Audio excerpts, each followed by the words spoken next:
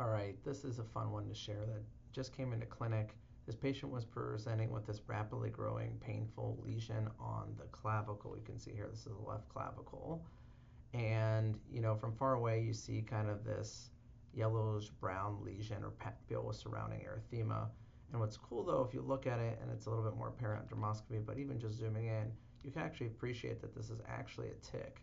And what's interesting is here's the body parts, the arms and the mouth parts. It's kind of head down with its butt up to the air, embedded in the skin and feeding, and it's highly engorged, which is why it's so taut. And so this was kind of a cool case where a patient presented with a rapidly growing lesion. I didn't know much about it, thought it might have been a skin cancer, so I laid eyes on it. There was a nice paper in the JAD, I believe in 2016, that studied different ways for removing ticks. So you could use like tweezers and just pull them up and out, use like a lasso method, etc.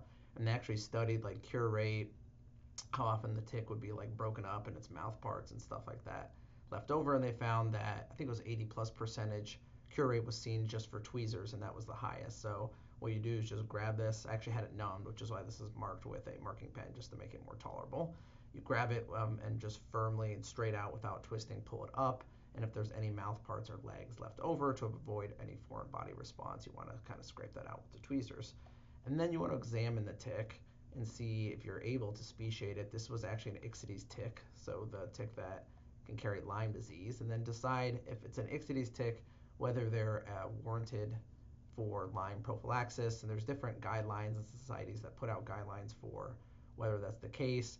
Most commonly, it's if you meet a few criteria, one being it's actually a tick that carries the Borrelia burgdorferi, the pathogen, spirochetal bacterial pathogen that causes Lyme disease, making sure that it's the Ixodes tick.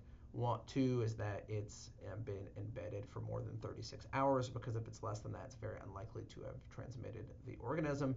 And three is that they can actually get the prophylactic medicine, which is 200 milligrams times one dose for adults, within 72 hours of removal, because if you remove it and say you're in some area where they can't get the medicine, it's not helpful at that point. And so this actually had met all three criteria, so I provided prophylaxis for this patient.